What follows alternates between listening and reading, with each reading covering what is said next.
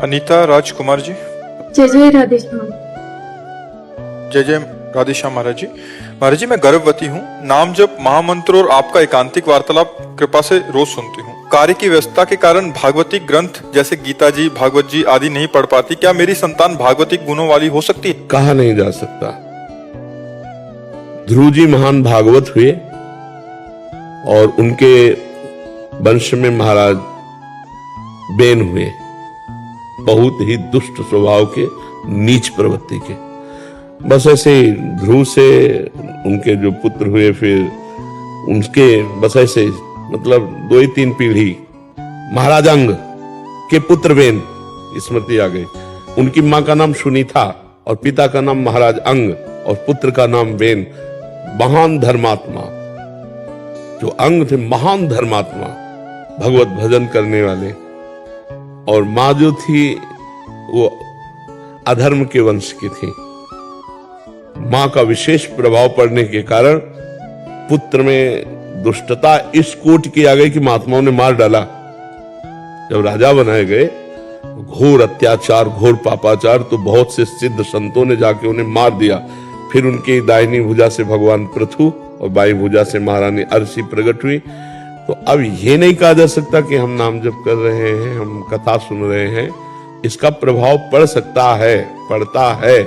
पर अगर पूर्व संस्कार प्रारब्ध, तो जैसे महाराज उग्रसेन, महान धार्मिक, भगवान के भक्त, लेकिन उनका पुत्र कंस बिल्कुल धर्म विरोधी।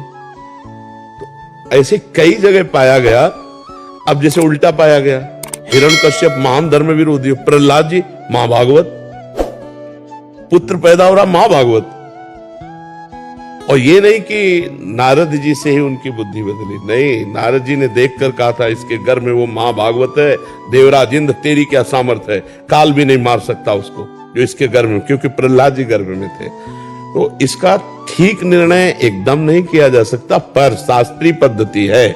यदि गर्भस्थ शिशु की जो मां है उसको संस्कार देना चाहे तो पवित्र भोजन, नाम जप, और जैसे आप धाम आई है तो इसका संस्कार उसके ऊपर पड़ेगा, वो भागवत बन सकता है। पर अगर कहीं पूर्व का ऐसा संस्कार है तो फिर नहीं बदला जा सकता, क्योंकि महाभागवतों के भी कई ऐसी संतानें हुई जो ऐसा। तो इसलिए हम प्रयास करें, फल भगवान पर छोड़ दें। कर्मण्येवाधिकारस्ते मा फलेषु कदाचन। क्योंकि अगर कह दे हाँ ही, तो ऐसे कितने उदाहरण हैं कि माता पिता बड़े साधु स्वभाव के और बड़े धार्मिक प्रवृत्ति के, पुत्र बड़ा दुष्ट। और कितने ऐसे उदाहरण कि माता पिता बड़े दुष्ट स्वभाव के, पुत्र बड़ा धार्मिक और बड़ा साधु स्वभाव का। तो इससे पूर्व का प्रारब्ध भी बल लगाता है।